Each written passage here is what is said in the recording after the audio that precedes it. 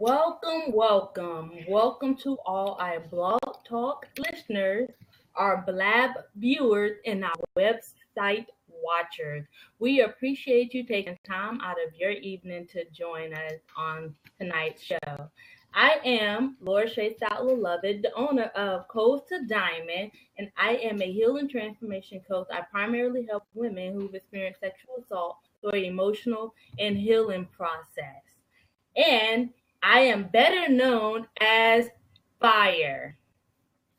Yay, and I am Ice. I'm Jay, founder of Matters of My Heart, and Jay, the author.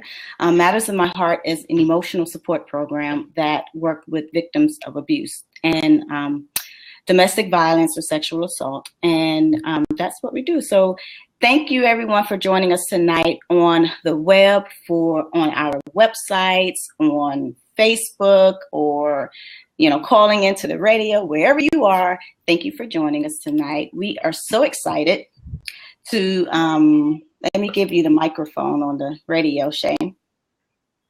Got it. Actually, I'm going to have to keep you mute until you say something because I get background. Got you. I mean, I love to hear my voice, but yeah. But so back to everyone. Also, you guys, we have a special guest. She's been with us 2 weeks. I think we're gonna have to call her our third co-host for tonight. We have Juan joining us tonight.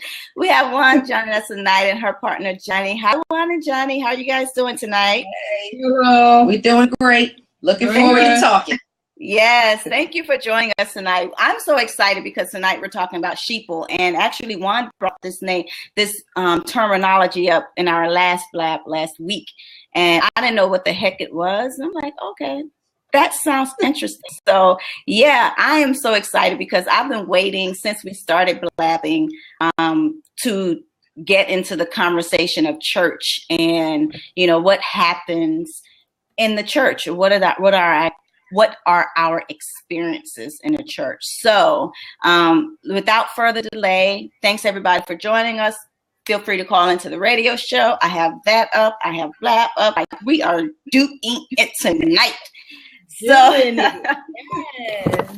And so I'm watching, I'm still paying attention, but I'm watching the radio show. If anyone calls in, if anyone raises their hand and they want to say anything on the show, I'm going to be doing double duty tonight. So let's just jump right into the conversation. So Juan, since it's your terminology and you introduced us to it, why don't you start the conversation off tonight? What was your experience and where did you get that term from, Sheeple? You got it from the church? Well, Sheeple, actually, I saw it on Grimm, actually. The TV show Grimm. But I heard the term before. It basically means people that blindly follow some doctrine, that was put out by someone. And as far as my experience in the church, it's been a little up and down. So I have been openly gay pretty much since my teenage years, and I've always also been in church. So although I was told by the sheeple in the church that my lifestyle was wrong and it was a choice, I knew in my gut that it wasn't, because I kept trying to separate myself from actually being gay and it never worked. So, but I also knew that God loved me because I read the word too. Right. So, my experience in the church has been kind of up and down. Like, I'm at a place now in my life where I'm not mad at the church.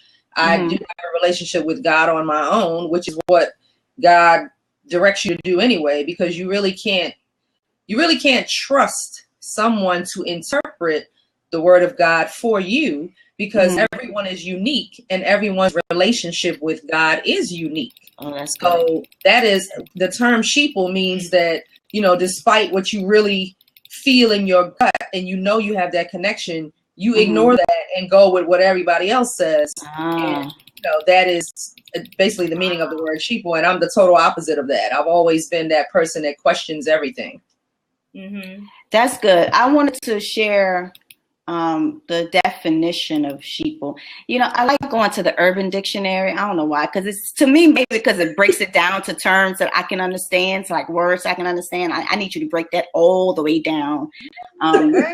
You know, like it's like the Message version of the Bible. I can understand King James Version because I was raised that way. So I can understand that better than the Message. But the Message version of the Bible breaks things down so like way plain language that anybody can understand it.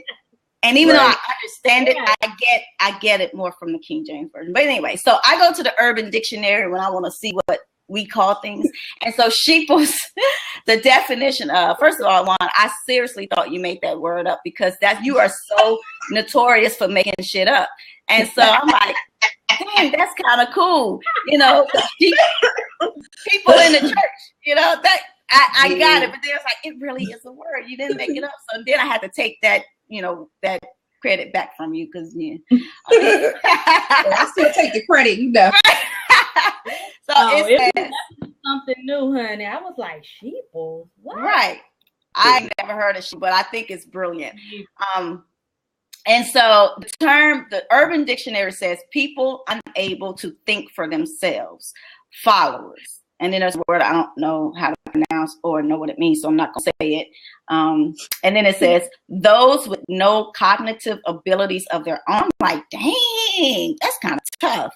But it is so prevalent in the church. I see it all the time, you know, especially those who maybe babies in the church, you know, they're just joining the church. They really want to give their lives over to God. They really want to do right. They want to live right and everything. And I remember when I first joined this church back in California, I was a single mother. I had no family in California. It was just me. And so I was a sheeple. So whatever this pastor told me to do, I did it. And it was so bad that when my daughter was growing up and she was like 2 years old or whatever, every time I went to a store, she would say, okay, mommy, what are we buying pastor today? Because the only time I went to the store was to buy him something or something for the church. I either went to church, work, or the store for him. That's the only thing I did. I didn't go partying. I didn't go to the clubs. I didn't go to bars. I didn't go anywhere except for those places because that's what he told me to do. And then it was so bad that I couldn't make a decision unless I ran it by him first. And I was a pastor's aide and I was heavy in the church. I was in church every night of the week. You know, we had Bible study. That was all over the place. But that was a true definition. I was a sheeple who didn't even know it because, and then what I realized, and like he would tell me things like we couldn't listen to Kirk Franklin because Kirk Franklin was the devil. And you know, and I still like today, I feel so bad for never listening to Kirk Franklin. Kirk Franklin has a gift and he helps me now. His music is so inspirational. And I feel like I need to write him a letter and apologize that I judged him just because this is what my pastor told me he was a devil. And I believe that ish. See how, are you proud of me, Shay? I didn't say the word. I didn't say the word. I wanted to say the SHIT word. Isn't that bad? I spelled it out. I spelled it. Right, but I didn't say it, you know. But yeah, so and I didn't know that one. That's what I was doing. I was following him, thinking that as long as I did everything he told me to do, I would be under God's covering. I would be blessed, and I would go to heaven. So all I really wanted to do was go to heaven. Yeah. And so I thought if I did everything he told me to do, I did. And so when he began to, you know, govern or like craft his sermons around me, that's when I started like, am I really supposed to feel hurt when I come to church? Like, am I supposed to feel worse when I go home than when I first came here? Because the church is supposed to be your sanctuary, your place of peace, you know? And I kept feeling like every time I went home, I felt like I was the scum of the earth because he crafted his messages around how single parent, and you know, he would call me Jezebel. He would call me all kinds of things. Like I was in church to steal all the husbands. And you know what? The men in the church back then were like old and married. I was in my early 20s. They were like in their 50s and 60s and stuff like that. What the hell I'm gonna do what you do? You know, like right.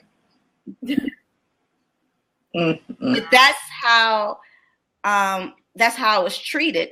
And I thought as long as I continue. And I kept thinking, like, what can I do to be a better person so that I won't look like a Jezebel? You know, I wore skirts all the way down to my ankles. You would never see my skin. This red lipstick, I would never wear makeup, ever. I had to make myself appear less attractive so that I wouldn't tease the men in the church. That's so crazy because that's on them. That ain't on you.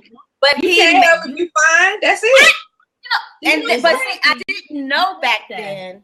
I couldn't embrace my looks. I had very low self-esteem.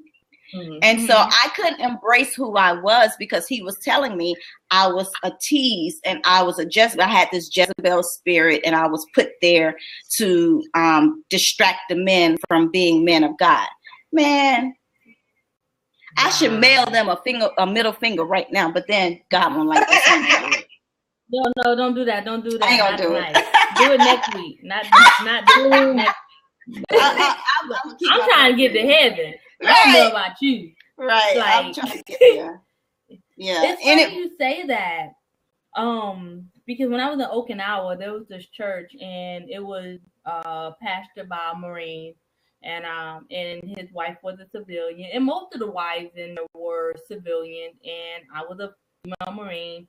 And he invited me to his church, and I came, and of course I instantly connected with the males because we had a lot of things in common. I was a Marine, they were a Marine, so we had a lot more to talk about than me and the wives. And so, but I did talk to them, but they always like shooed me away a little bit. So I used to be like, okay, but we went on this women's retreat, right?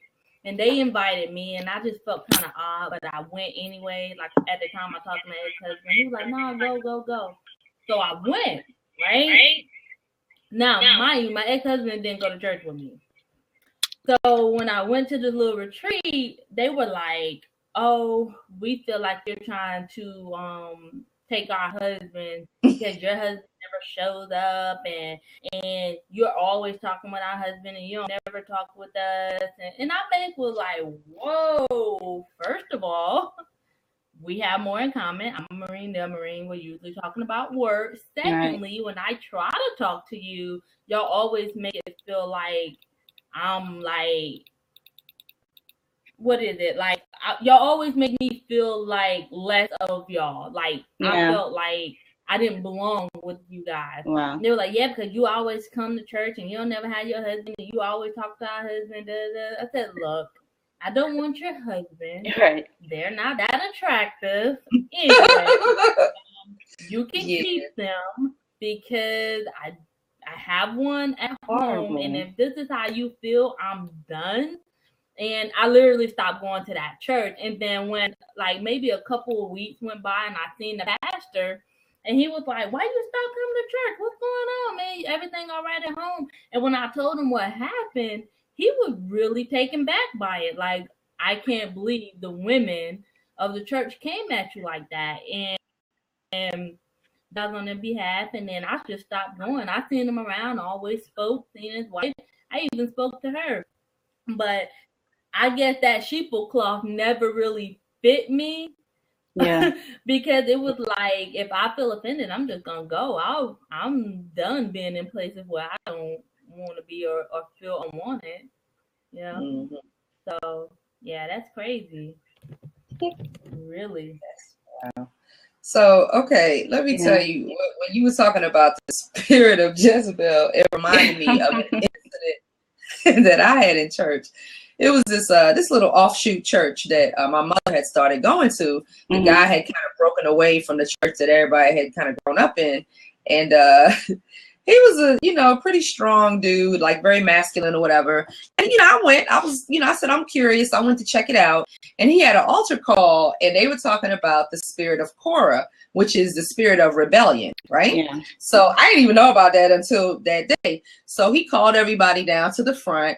And it was supposed to be trying to get people to speak in tongues and, get the Holy Spirit. Right. I've never spoken in tongues in my life. Mm-hmm. So for a while, I was pretty insecure. I was thinking, well, Dad, maybe I'm still going to hell. I ain't got the Holy Spirit. Right. Right? So I was a little insecure about that. So I went up to the altar and everything, and he would go up to people and he push them, right? And they fall out. Right. But I was a soldier, right? I was in the you army. Ain't pushing me. Right, you ain't pushing. So I locked my knees. He came and tried to push me. And then when I went to fall, he was like, "Oh, you have the spirit of Korah." Because, okay, again, everybody knew I was gay. So he went in on me in front of everybody. Yo, I ain't break my stance, nothing. I just kept looking at him, and he just kept saying, "You have the spirit of Korah." He's trying to cast demons out of me. And in my head, I was just laughing. I was like, these people are crazy. Yeah. But I still refuse to believe, number one, that I had the spirit of rebellion, because I had pretty much asked God to take that away from me a long time ago. Yeah. But this dude and everybody else in the church just went along with what he said. Because he's a very charismatic dude. Honey. When he tried to push me down, I was like, yo, I'm done. It was just funny to me.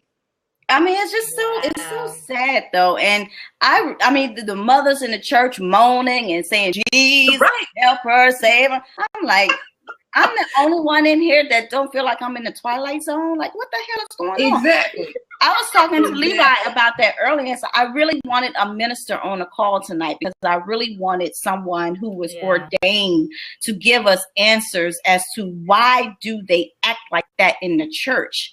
Why is it that they have to single people out?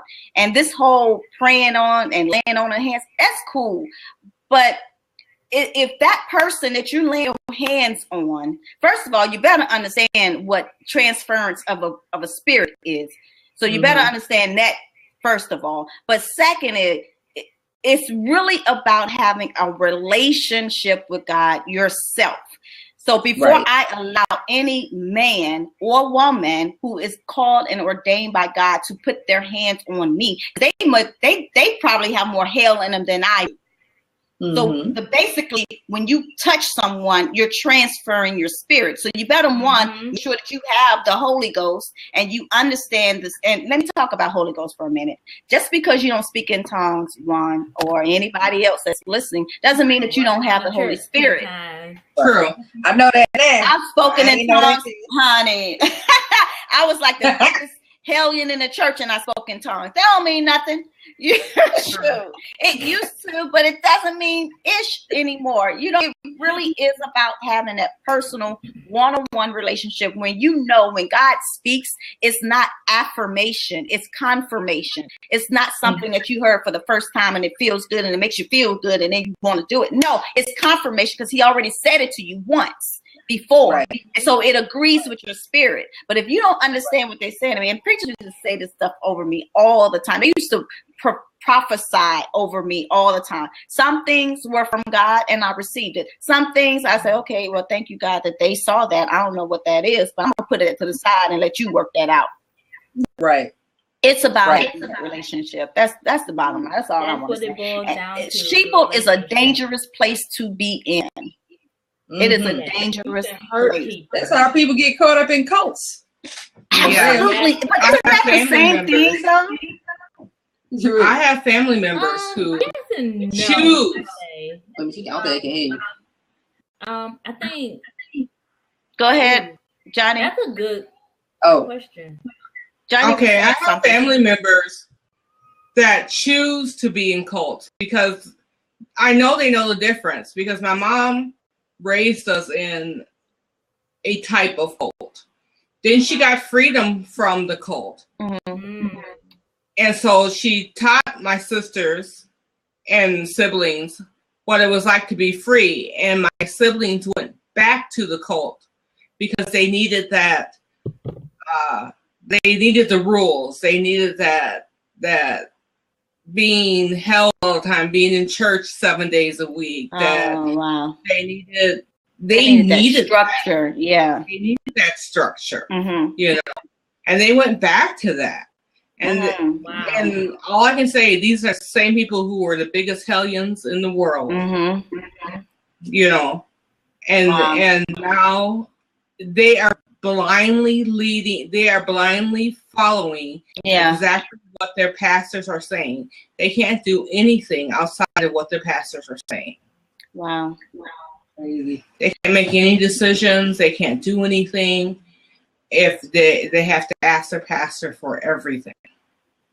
I've been there. I used to be like that, and at the time I was young and I didn't know any better, and all I wanted to do was, like I said, I just want to go to heaven.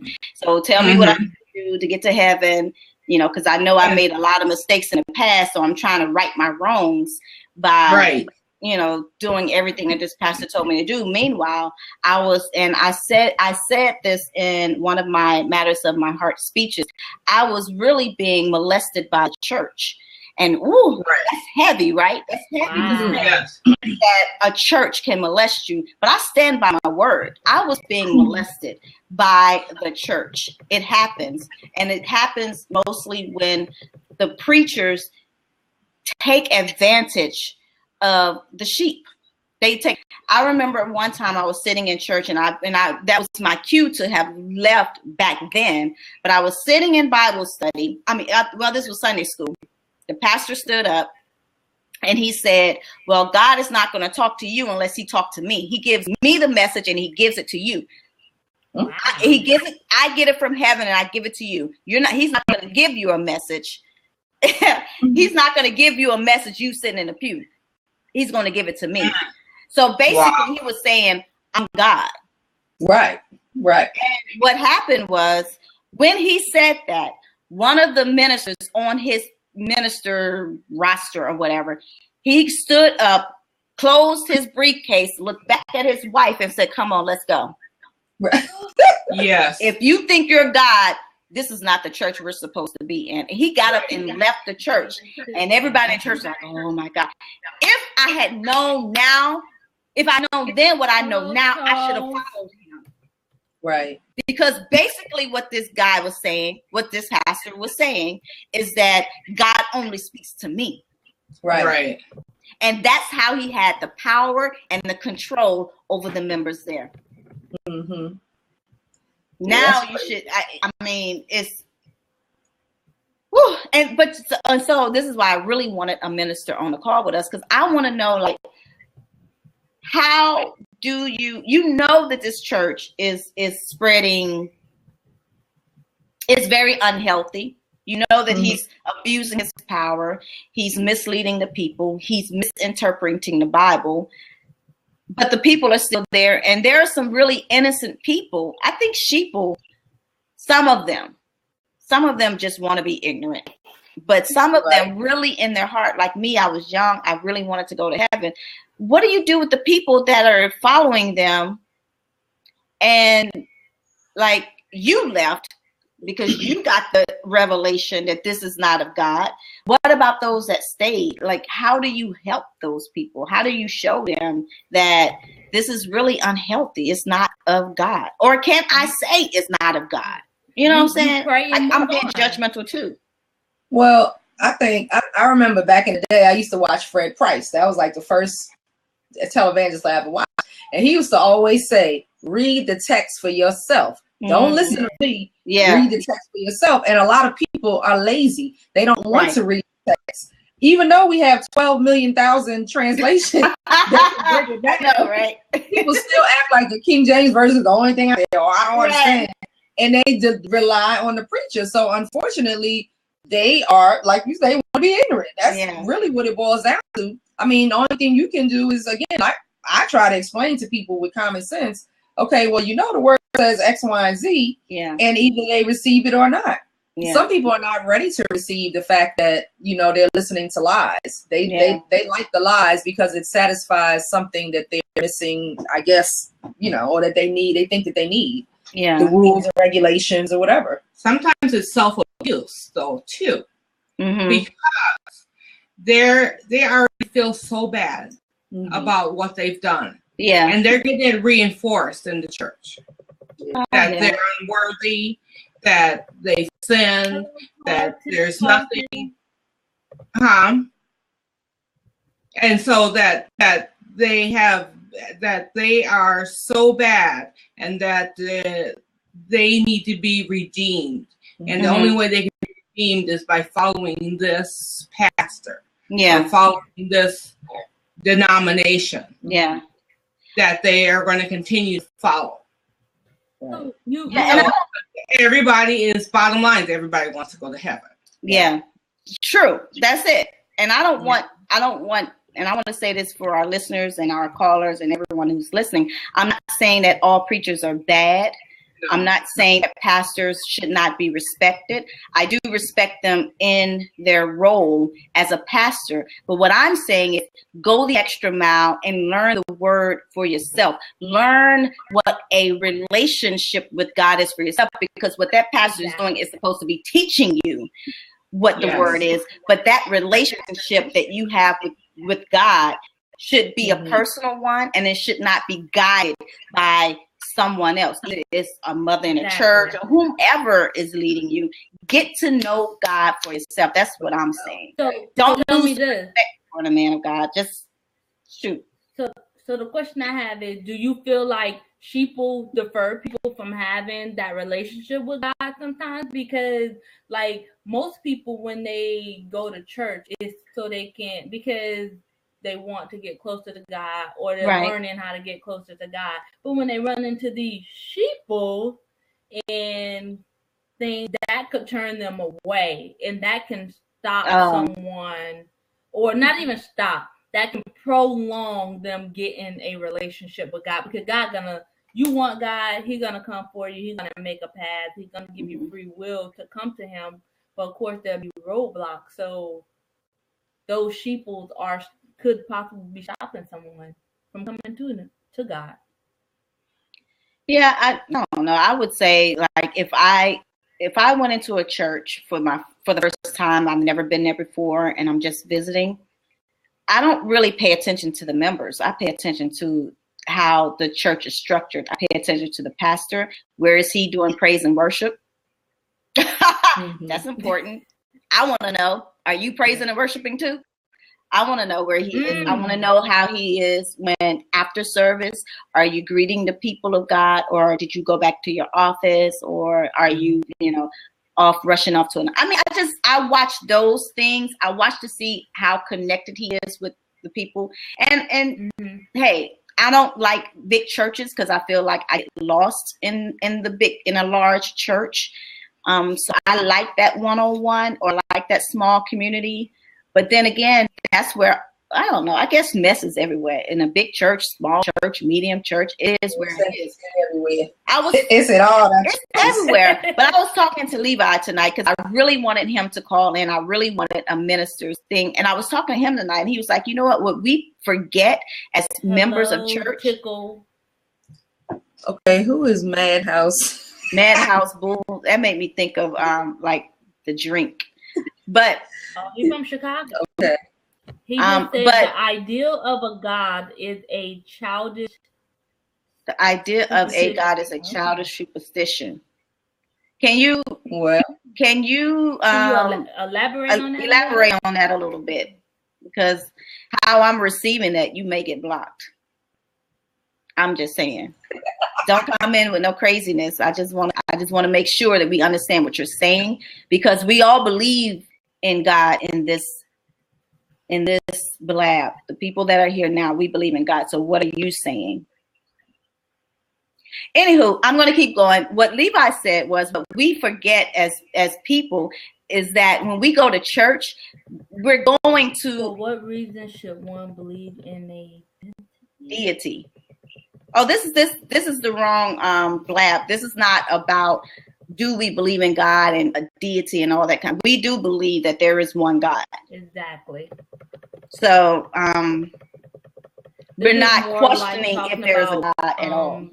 Judgmental people in the church who help defer, who could possibly stand in someone's way of gaining a relationship with God. It's not saying we don't believe in God. It's just saying that there's some people who could prolong a connection to God. So we believe in God. We believe in God. We're talking about the things that happen in church.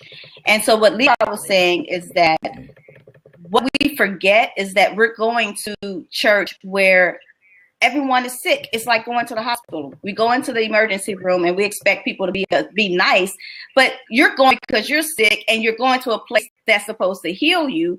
but you're in a place that's filled with sick people. So, right. So when we go with the expectation that, it's not okay, lively. Okay, thanks. Right, thank you. Thank lively you. Debate. I'm sorry, I was reading that comment. Thank you, right? Lively Debate. Appreciate that.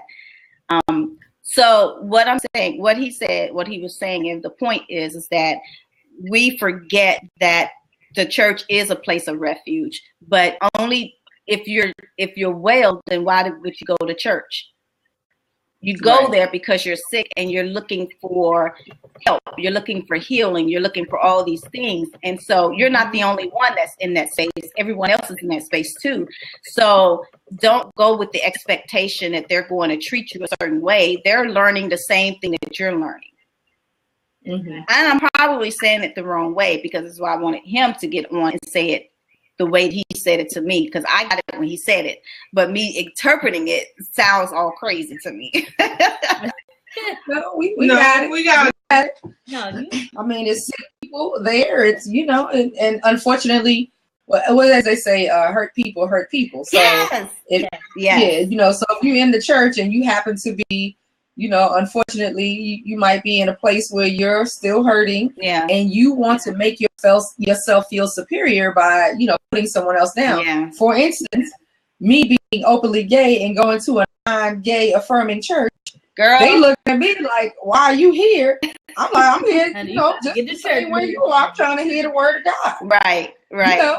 So, yeah, you guys have you have it harder than, like, it's go both ways. You're gay, so they're going to talk about you.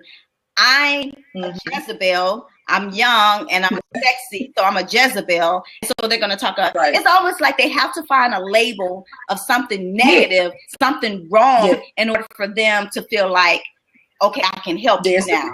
Well, I didn't come because I have a spirit of Jezebel. I came because I just want to hear the word. I want to hear the choir sing, and then I want to go home. And if y'all have the chicken plates after the service, then I want a chicken plate, and then I want to go home. I just want it to be simple. Why can't church be simple? That's all I'm saying. I don't know, because Jesus was simple. If you just go with Jesus, that's simple. Look, but church that he what would they say about him? They might say you're old fashioned, perverted man. I don't know. Yeah. Like people have to label. One thing I've learned: people have to label people to make them be okay with the situation.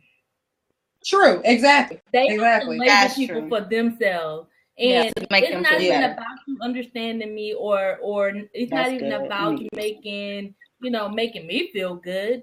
If that's what you gotta do, do it in your mind. Just don't let it come out your mouth, because then you might end up getting in trouble with me by telling me what's in your head and I ain't asked for your opinion or what you thought of me. You know what I'm saying? Like, keep your things to yourself until I ask for it. Keep your insecurity. But we're all there. We all have insecurities at some area of our life. Like me, I have an insecurity about my eyes. I think my eyes too tight and make me look Asian, and I'm supposed to be black. And so I have my own. Laugh at me. That makes me sad. I have condition. They call that Asiatic in the hip hop community. So you good? You still black? You just Asiatic? No, she's not. I have a condition, but I'm just saying that we all have our insecurities, but instead of trying to push everyone else down, why don't we build one another up when we go to that place? Discount our insecurities. And that's what I do with Matters of My Heart. In order for me to stay on my journey of healing, I have to work towards and help someone else on their journey of healing. That helps me. And I was saying this earlier to another someone else that I was talking to, I met on Facebook. I was like, if we could have a Matters of My Heart in every city, if we can join hands and join forces, against domestic violence, against sexual assault. We can actually eliminate it if we join forces versus fight against one another. No, this is my territory. This is my work. This is my clientele. You can't talk to my client and blah, blah, blah, blah. Oh no, my God. If we can just really join hands on this one mission, we can eliminate it. And that's with anything that's bad in the earth. You talk about gun control. Well, have a gun control group in every city of the world. That's what I believe. And until I can see something different, that's what I'm going to continue to believe. And that's what I'm going to continue to do.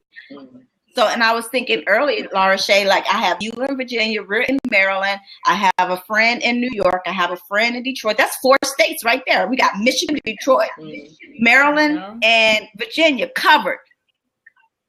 Right. Now I got another state. You know, it just takes that one person who wants to make a difference and see something greater than themselves. And that's why we work so well together. We see something greater than ourselves. It's not about me and my shine. It's about the world shining. It's about the world knowing about the resources that are out there. It's about the world knowing that they can stop this. We just got to join forces. Yeah. Right. That's it. So if we didn't know what Sheeple was before tonight, thank you for teaching us that. For one, you know, I love learning something new. And so now that I know that I was a Sheeple, maybe I need to write a book about that now. I got to do something with this knowledge that I just have. That's a new knowledge. You know how we are. It's like, okay, make a book out of anything. Hey, that's so how I put a question up on Facebook, like, do anyone know what a Sheeple is? And I had someone go, people who blindly follow others, celebrity mostly, without thinking for themselves. They believe that what that person says and does is golden. For example, and they give an example. Beyonce Beehive is beautiful. This is people. I'm reading it from here seriously. And then it says Trump followers or idiotic Sheeple. Like this is a Facebook friend's view. That's how she viewed it. That's what she says.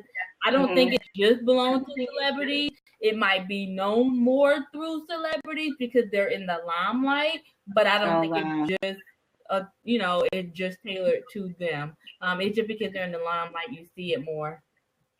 So I don't know. Yeah, I knew you were gonna say that B word. You know, B can drop.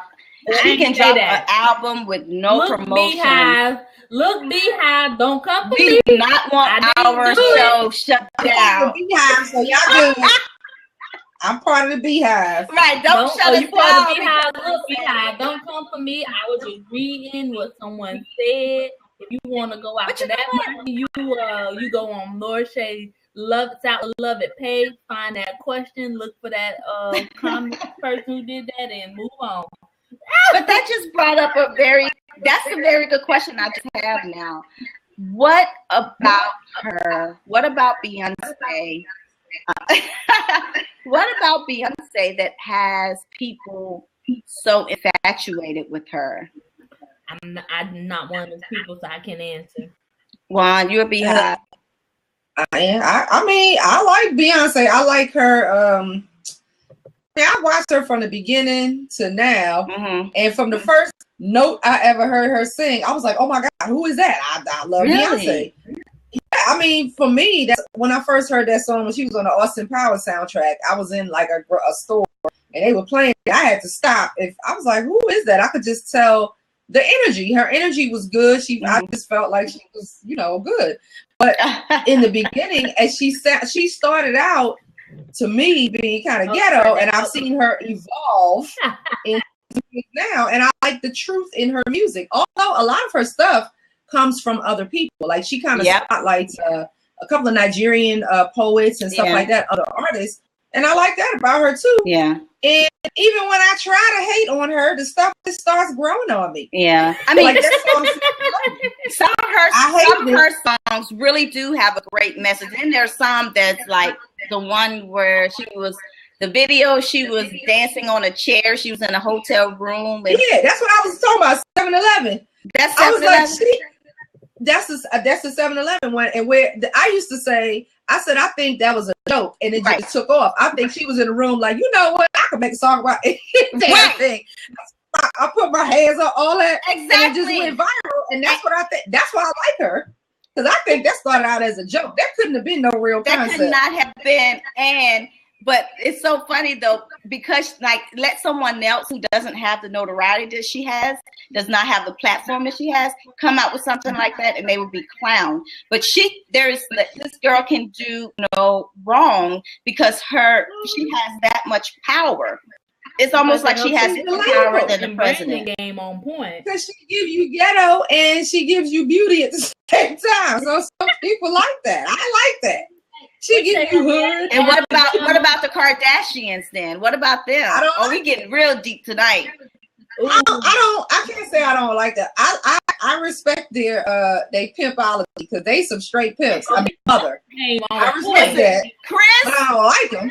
Woo, that chick. I don't know where she learned that business ethic from, but that lady can make money out of anything. Out of anything. Yes. Man. That's called pimping. That's what that is. They call pimping. Business game.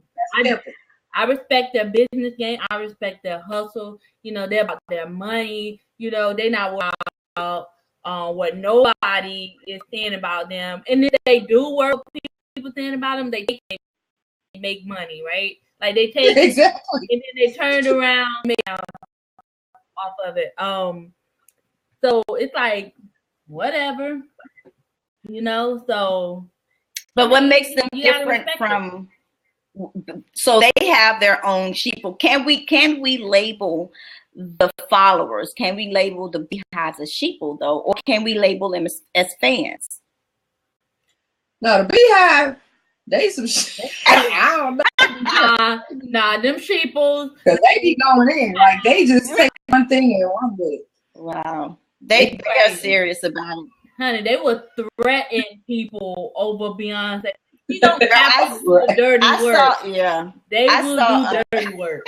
I saw on Twitter where someone said something against Beyonce, and all the Beehives just kept posting these pictures of bees, like thousands and thousands of bees on his Twitter page. He could not get rid of it. Better than George. Oh, okay. Yeah, I need to look up George Clinton. I don't know him. Okay. Really? Yeah, I don't know. George. I know the poem. Oh wow. Okay, thank you. But what about them? Please explain to us what do you mean in that, so that way we can get an understanding of what you're talking about. But yeah. Oh, okay. Yeah, like his fan base. Okay, his fan base. Like the Beehive, like the Kardashians, and then George Clinton. Yeah. Okay. I mean, I think they just have charisma. Like people just want to follow them. Now, George Clinton. I mean, basically, off the top, all I remember about his followers is they love to smoke weed. That's what he's known for. And he's really out there with the music. So yeah, he didn't care. I think that's what either. He did what he had to. He just made music. He just was artistic like that. Well, like Prince. I love Prince. Yes. Right. Oh, he got some weird as shit. Oh, I said yes, you did. Don't say weird. But Prince was out there. Prince folk don't come for you. I know. Prince talking about weird. I love Prince. Just say he was Prince. Like that's all you can say. Right, he was unique. He's the one and only. Like there will never be another artist like, and that's another thing with artistry. But okay, so now my question is, now that we're thinking the sheeple outside of the church. We're thinking about sheeple or celebrities, which are also called fans. So is that necessarily a negative thing or a positive thing if they're a sheeple? They could just be a supporter, a heavy supporter of the message that person is delivering. I don't know. I think they can become sheeple because they can become so blinded. I mean, if they could say, if Prince would have done the telephone directory, people would have bought that CD. You know, that's where the sheeple part comes in. Yeah, like no matter what they do, they would have, no matter what. Yeah, I get that. I would have been the I one. agree. Like, see, I don't go out and buy Beyonce's music. I just listen to it on the radio because they play it over and over and over again. I don't need to buy it. Right. They're gonna play it on every Pandora station. I don't need to buy it. But for Prince, I would get every record. I love Prince just like that. So it doesn't matter what. He could come out with frying eggs and eating toast. I'll still buy it, and I'll be singing and cooking eggs every day. And that's how I feel about Jay-Z. Okay, I'm a Jay-Z. Oh, definitely. Whatever he say, I'm with it. I'm with it. I know that's right. So what about let me check the time here. What about what's his name? What is it? Clifton Dollar? Did I say it right? Oh my God. Creflo Dollar. Yeah. Man. Okay. I can't believe anybody follows him. I mean, the man's last name is Dollar. I didn't know that. I knew you were going to go there. I did. What about Mace? Like, I can't believe people go Mace ain't a preacher no more. Mace not a preacher He anymore. don't have ever been. Well. Why was he ever a preacher? No, see, MC Hammer's a preacher, I heard. Who? MC Hammer. Well, what? Okay. All right, I'm about to go real deep on you now. I will admit I'm a sheeple when it comes to R. Kelly. R. Kelly can pee on me. Oh my! I'm just saying he can pee on me. Yes, he can. Don't over there. R. Kelly is a pedophile. So you might be out of his age range. You aged out like 20 years ago. R. Kelly. Sorry. No ice. It's not working. No, it's not working. We cannot support He's R. Kelly. extremely talented. I give him that. He can make a song about the phone book and it'd be good. This man got 343 versions of Coming Out of the Closet. Come on. And I've heard them all. I've listened to every single one. The real deal. I listened to every single one. I know it. I know the whole story. It is the bomb. That's Black viewers and website watchers, please cut out that 30 seconds of talk that you just heard. Do not support R. Kelly. That is not happening. Yeah. He is a bona fide pedophile. Ever since Aaliyah. He's not a pedophile. He just like petite women. He is. He like petite women, Juan. That's all. Oh, is that what it is? Petite in middle school. I am not. At least no. I'm not saying it. I'm not saying it. Listen, I think that was a one-time thing where he made a mistake, and he really learned from that mistake, and he hasn't done it since. You haven't heard about it. He came out with black panties. Ain't no little girl wearing black panties. It's yes, they are. Panties. You know some little Oreo people like that. I don't know. Listen, if the parents are letting their girls wear black panties, shame on them. They should be wearing blooms or strawberry shortcake. Kiara was in strawberry shortcake panties since she was 16 years old. Strawberry shortake, and that's only because they stopped making them in a large size. And then I had to go over to some regular closet again. No, it is so hard to clothes for little girls. That's appropriate. Yeah, exactly. I agree. That's age appropriate. I agree. So they are making these little girls grow up so fast. So yeah, Strawberry shortcake panties. I should make them and sell them. I should put that in the store. No, I can't put it in the store. You need to. Okay, so we have everyone, all of our listeners and callers. We have 10 minutes left on the call. We want to open the floor to any questions that you may have. You can type it into the chat box or whatever. Are there any questions? Blog we want to open it up to everyone. Opening it up. You are now live. You can go ahead and ask your questions, say your comments. All we ask is that you just be respectful. That's all. We appreciate the respect, or you will get blocked. Thanks, sir. And you're supposed to be fire, but I'm acting like fire right now. She like on it. Listen, cold like ice. Don't do it. Don't do it. So, do we have anyone who wants to ask a question? No, you don't have any questions? I'll be calling. Don't be shy. I thought this was a great conversation, and I think next week we have Laura Shea and I were talking about definitions, defining the terms that we use a lot, such as rape, molestation, sexual assault, abuse, defining those words. Since we were on this definition path, we started kicked it off with us for Sheeple, but now next conversation is going to be a little bit deeper, a little more touchy-feely. Yes. And so we really want to define those terms, but also Shay, this is going to be your first time hearing it because I thought of it today. I also want to talk about false accusations. Oh, I think that's a show by itself. I think so too. We can carry. I think so too.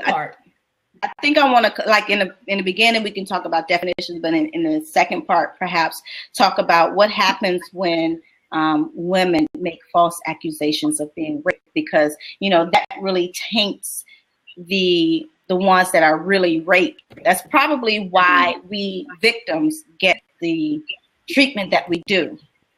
Well, you shouldn't have worn that, and you did this because of those false accusations. So I want to cover that on the next show.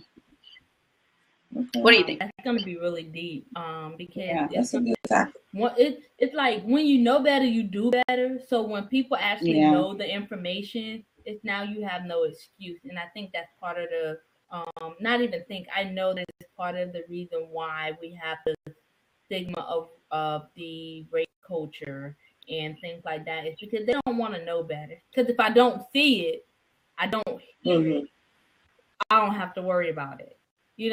So yeah, that could be interesting. I'm ready. Oh. Alrighty. Great. So any last words? We have about 5 minutes left into the blab. Any last words? Encouragement, acknowledgement, any projects that's coming up you guys want to announce tonight. Now would be a good time. I'll start with our co-guests who have been with us for the past, this is your second time back to back. Juan and Johnny, any final words that you want to say to our community, our guests, our listeners? Don't be a sheeple. That's it. Don't be a sheeple. That's it in a nutshell. Yes, don't be a sheeple. Know what it is, and then don't be that. Exactly. Don't be a sheeple. That was good. Yeah, I think that sums it up. Don't do it. Is that a drop the mic moment? Don't be Bam. Right, fire. For our new listeners, we like to have fun. We like to laugh. As Ice always say, is laughter is good for the soul, and I so agree with that. It really helps you to laugh your pain away, laugh your way through healing, because it releases like chemicals in your brain when you laugh, because it helps you to release stress. So we like to end with joking moment, joke here and there, because we do talk about heavy topics. So don't be scared. We just love to laugh. Amen.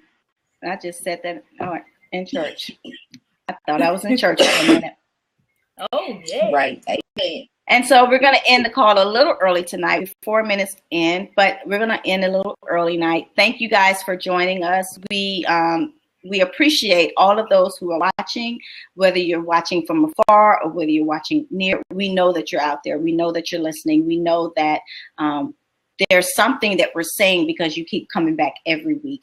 And so we don't take that lightly. We appreciate it. And that's why Fire and myself, Fire and Ice, we are, started the whole radio thing because we really wanted to reach and expand our reach. We wanted to be on a platform where we're accessible. That's my goal over the next 30 days, is to become more accessible. So whether that is doing more blog talk radio shows, doing more blabs, making myself more accessible to you. That's what is important here, because the thing is like, you're not alone. And if anyone knows about pain, I do have a PhD in pain. I have a doctorate in pain. I know it all too well. I recognize it. I know the symptoms, but the key is I know who can heal me, and that is my faith in God. So thank you for listening tonight. We love you, and we'll see you next week. Bye. Bye-bye. Night. Good night.